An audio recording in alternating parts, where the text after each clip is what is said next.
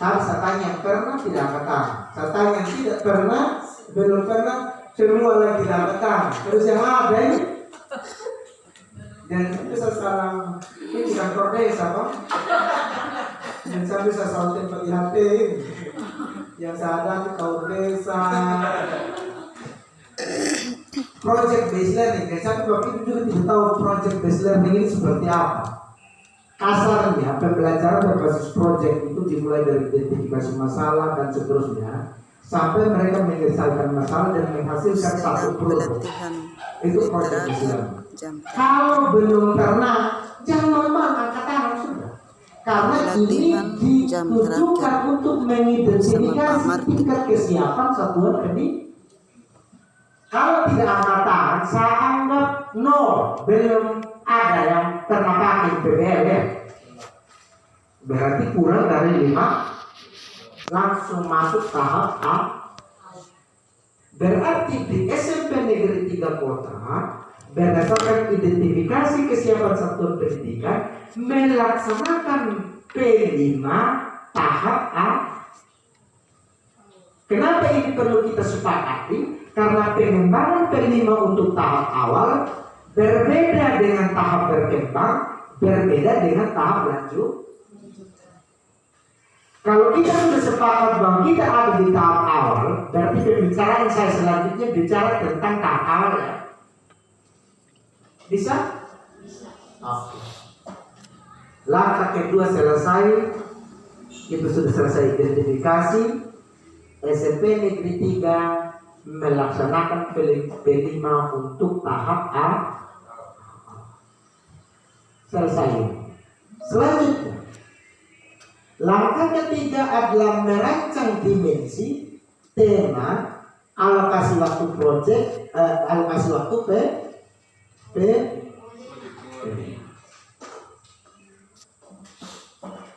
Mulai dari dimensi.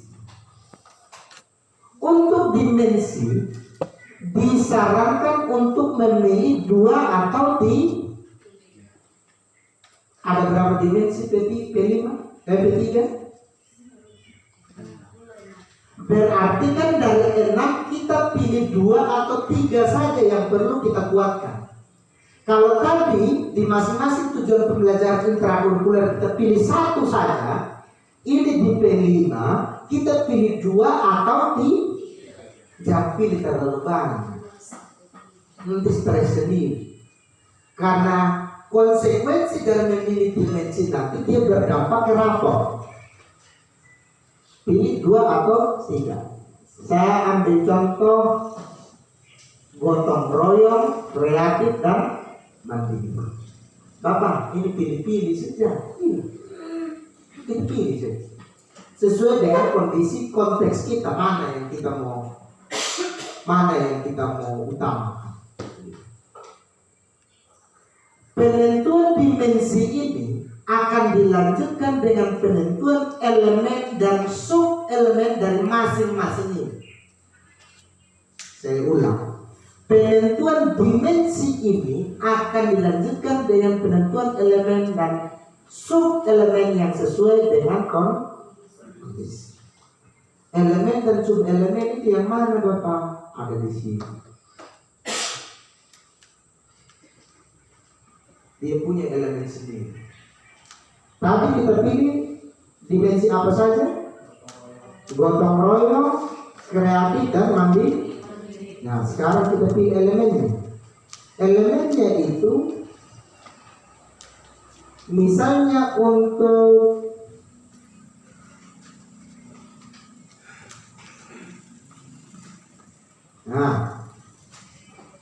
ini barang royong.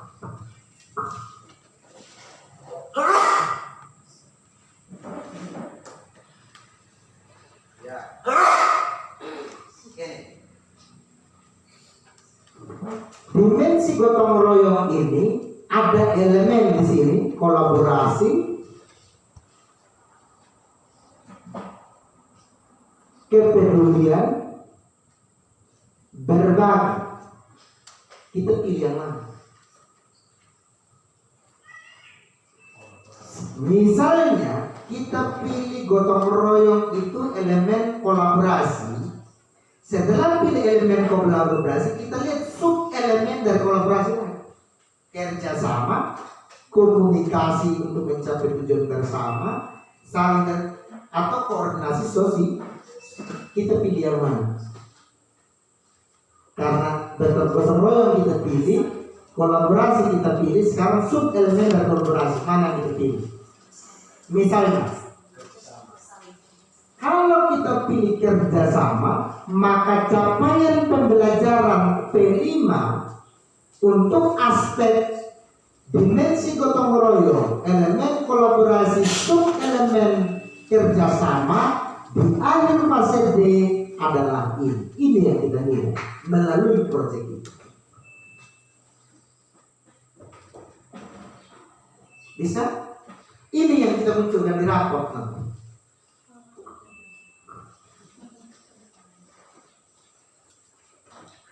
Contoh yang kedua, biar enggak. Yang kedua kreatif ya. Nanti ada yang elemen dan sub elemennya sama. Kreatif.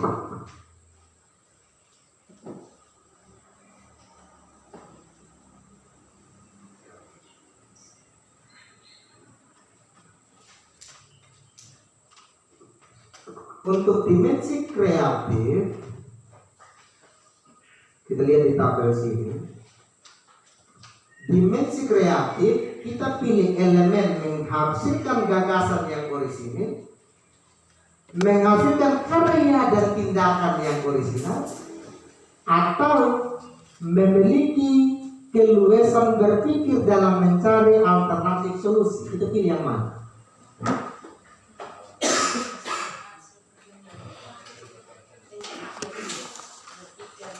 Misalnya kita pilih menghasilkan karya dan tindakan yang orisinil. Misalnya sub elemennya kosong, berarti antara elemen dan sub elemennya sama kalau seperti ini. Karena kosong di situ, berarti CP untuk fase D-nya yang ini. Ini yang kita nilai melalui proyek itu.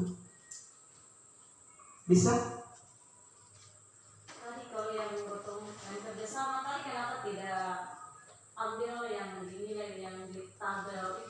Oh, sorry. Karena ini yang awal tadi, yang awal tadi tentang gotong royong contoh. Gotong royong kan gini, dimensi kreatif. Ini kita pilih misalkan elemen yang ini, sub elemennya kan yang dibahas ini. Karena sub elemennya tidak ada, maka ini yang disebut elemen dan sub elemennya sama. Maka yang kita mau capai adalah yang ini. Kenapa? Karena fase D di bawah dari elemen ini. Agak berbeda dengan gotong royong. Lanjut lagi ke contoh berikut biar dia agak beda lagi. Mandiri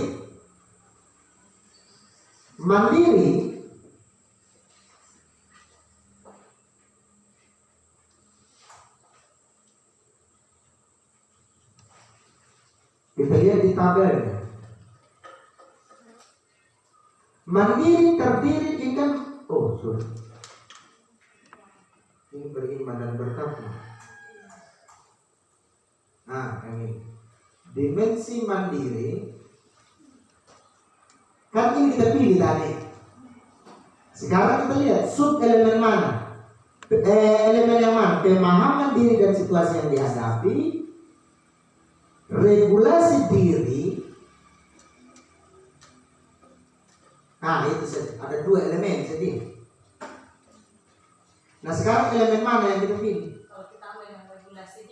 Kalau kita ambil yang regulasi diri, kita lihat sub elemen mana? Regulasi emosi atau penetapan tujuan, menunjukkan inisiatif atau mengembangkan pengendalian. Kita pilih yang mana? Atau percaya diri, karena dia di bawah elemen yang sama. Pilih yang mana? Sub elemen yang mana? Misalkan kita pilih elemen regulasi diri ya. Maka kita ini yang B. Oke. regulasi diri, maka kita pilih yang mana? Yang regulasi emosi, penetapan tujuan, menunjukkan inisiatif, atau yang mana? Kalau menunjukkan inisiatif yang ini, maka CP-nya adalah ini. D toh? Mudah-mudahan D itu. C. Berarti dia yang bisa. Yang ini. Ini CP. Sudah? Oke. Nanti ada aplikasinya di rapor. Tapi minimal Bapak Ibu tahu dari mana sumber ini muncul sebentar di aplikasi supaya dia lebih jelas. Kita lanjut ke sini. Pemilihan elemen dan sub-elemennya. Kita pilih 3 contoh. Ini contoh. Selanjutnya kita pilih tema. Setelah pilih dimensi, banyak dimensi yang kita pilih berapa? 2 atau 3? Sekarang kita pilih apa? Tema. Tema juga sudah disiapkan. Ada 8 tema. Tetapi tema ke-8 itu khusus untuk SMA, kebekerjaan. Dan maka untuk jenjang SMP ada 7 tema. Ada 7 tema. Apa-apa itu ini? Gaya hidup berkelanjutan, kearifan lokal. Ini sudah ditentukan dari sono di dalam buku petunjuk. Tinggal sekarang kita pilih topik yang kita mau angkat itu selaras dengan tema yang mana. Misalkan pelestarian lingkungan hidup itu lebih banyak ke gaya hidup berkelanjutan. Kalau misalkan mau tentang main gasing segala macam, kearifan loh, toleransi dan lain sebagainya, bineka tunggal. Fisiknya mereka harus dikasih kuat, bangunlah jiwa dan seterusnya. Uraian tentang masing-masing tema ini silakan baca di buku pandu supaya nanti ketika mengangkat judul atau topik P5 tahu dia cocoknya dengan tema yang mana dan tujuh. Tadi suruh pilih berapa? Dimensinya 2 3. Ketentuannya untuk SMP dalam satu tampil pelajaran mengerjakan 3 sampai 4 proyek dengan tema yang berbeda. Berarti kan minimal tema yang dipilih minimal 3 atau 4 tema dari berapa tema? 7 yang bisa ikutin ya. Itu jam TR ini. 3 sampai 4 tema dari pilihannya 7 ya. Tadi ada yang dimensi yang mana, yang tema yang mana yang mulai. Dan saya campur aduk antara dimensi dan tema. Tadi suruh pilih 2 3, sekarang pilih 3 dan 4 lagi. Bingung saja. Memang harus bingung. Yang 3 sampai 4 dengan tema yang berbeda. Tema ini diambil dari 7. 2 sampai 3 dimensi itu diambil dari 6 dimensi profil pelajar baca. Berjamping situ. Kemarin Bapak lagi bergerak ini. Masuk ke alokasi. Untuk tahap awal ini kita masuk dulu ke tahap awal. Karena tadi berdasarkan identifikasi kita masuk awal berkembang lanjutan. Nah, khusus untuk awal agak berbeda dia dalam penentuan dan tema dan topik spesifiknya. Untuk SMP memilih 3 tema yang sama untuk setiap tingkat atau kelas para. Berarti tema untuk kelas 7A sama dengan tema untuk 7B sama dengan tema untuk 7C. Ambil 3 dari berapa? 7. Untuk setiap satuan pendidikan menentukan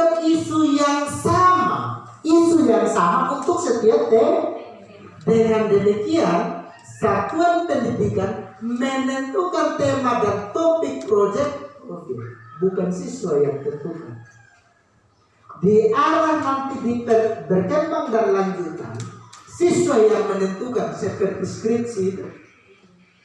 Siswa yang ajukan, kita yang sesuaikan. Di tahap awal, kondisi idealnya seperti itu.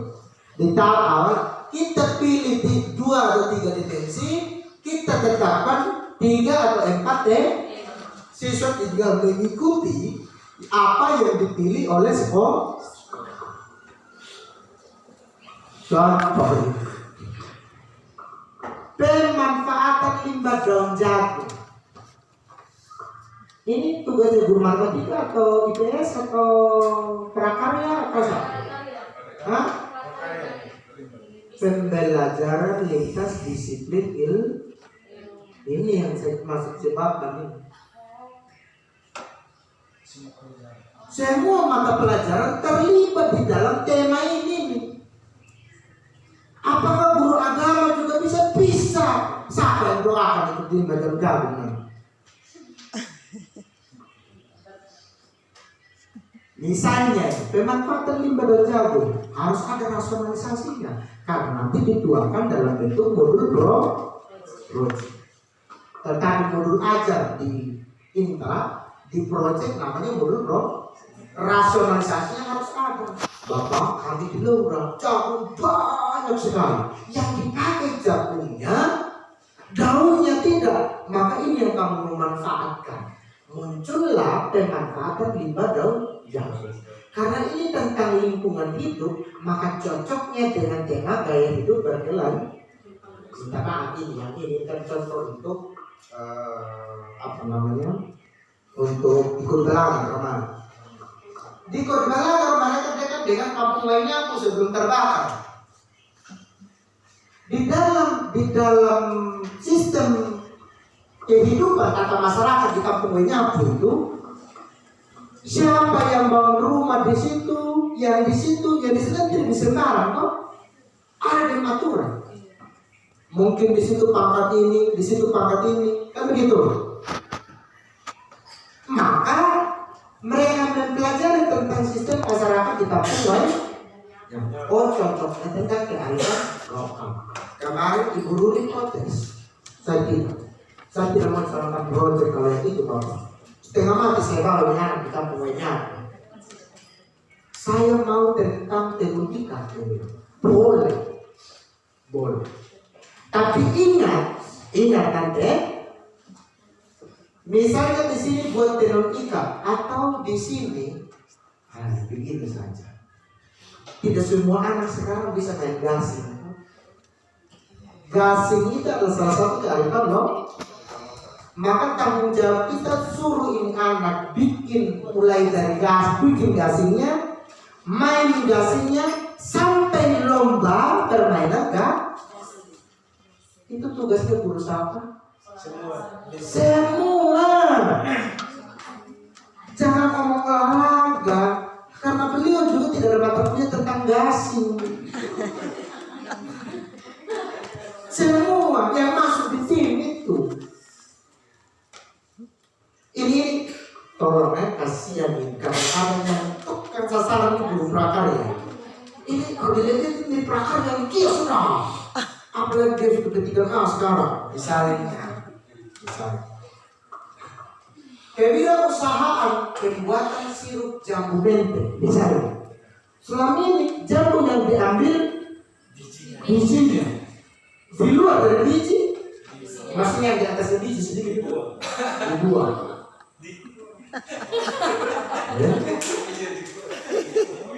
Jambu mente bijinya di mana? Sini tak? Yang di atasnya biji apa? Buahnya. Itu ditaruh mana? Taruh babi. Kalau itu bisa bikin sirup, bisa buat banget ya. Tapi ingat, ini temanya kewirausahaan. Karena ini kewirausahaan, boleh SMP juga boleh.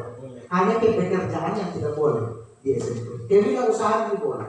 Tapi goals dari kewirausahaan ini sampai sampai produknya dijual. Mulai dari pilih dan jambu, bersihkan, perasan dia, kemasan, sampai jual dan dia jadi uang. Yang saya mau ingatkan ini, jangan terus kasih pengumuman. Anak-anak, dalam rangka proyek P5, tolong kamu buat sirup dari, dengan demikian kita pulang jam 10. Ini terjadwal seperti pembelajaran interkurikuler. Terjadwal dia. Itu sebabnya tadi dia di awal kali itu kan kurang dan jatuh, karena 1 jam itu dipakai untuk di sini nih. Guru-gurunya di sini. Jadi langsung Excel di kelas, pilih jambu anak-anak, cara pilih jambu yang baik dan benar begini. Masuk ilmu mikrobiologi di situ supaya pengawetannya bagus. Supaya dia cepat laku harus ada iklan masuk bahasa Indo. Supaya dia bisa dipasarkan dengan baik masuk orang IP.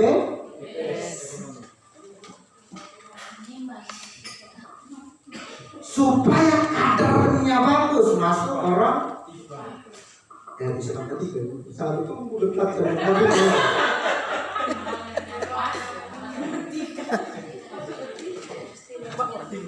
Nah karena waktu panjat jambu butuh orang yang kuat masuk orang. Dan karena setiap memulai kegiatan kita harus berdoa, bisa berdoa. Dan supaya kemasannya enak dilihat dan mudah dibeli, masuk orang seninya. Bukan menarik dulu baru mas, bukan. Minimal ada seninya. Ya. Jadi Bapak Ibu tidak kehilangan identitas Bapak Ibu menurut disiplin ilmu masing-masing, tetapi justru diajarkan melebur di dalam kolaborasi. Kolaborasi itu tahu seperti apa? Oke, kerjasama. Tapi dia seperti pola. Tahu pola? Terdiri dari apa? Bisa, ubi, matahari, mutiara. Kalau kebesaran tuh, kalau mutiara apa lagi?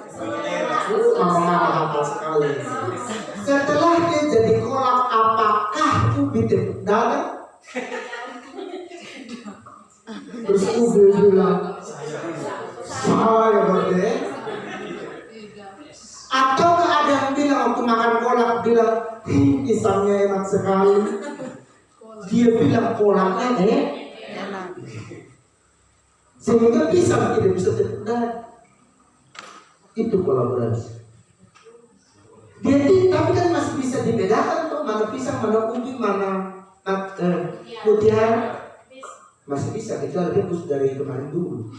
Sampai jadi air, lebih tahu lagi, lebih tahu kolaborasi model apa, sampai campur lagi apa. Tapi kalau dalam pengertian yang benar kan sebenarnya ubi tidak kehilangan identitas keubiannya, kolak juga begitu, pisang juga begitu, mutiara juga begitu. Ujungnya apa? Yang enak apa? Kolak. Kenapa tidak yang dipuji gula? Atau santan? Itu bukan kolaborasi kalau seperti itu. Ingat ya, nanti aku kerja P5 dan selalu gitu yang saya bilang. Saya berdosa, saya sungguh berdosa. Ini saya ingatkan dari awal. Karena omong tim pitching, omong tim kita ini kalau bilang tim ini lupa sekali dengan ini. Iya memang. Pemain bola coba ada oper saya sih bikin sama dia peluang itu dia lagi coba dia ambil suatu bola tuh penonton dan sore begitu ya. kedalaman dari masing-masing ini ditentukan dari ini. Baca apa itu gaya hidup berkelanjutan. Ada di buku panduan, saya tidak mau jelaskan.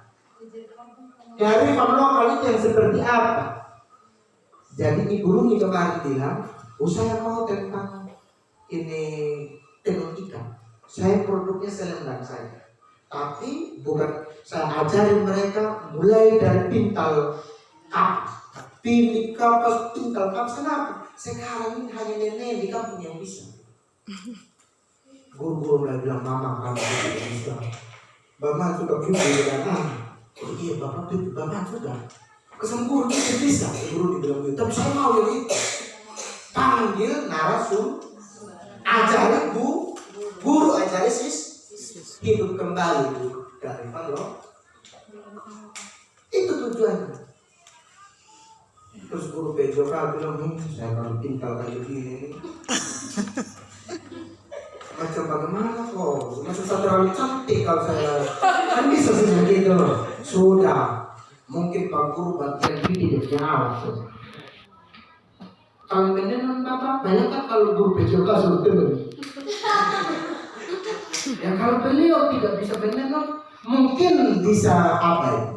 Jadi kalau orang bilang panah ya, bisa.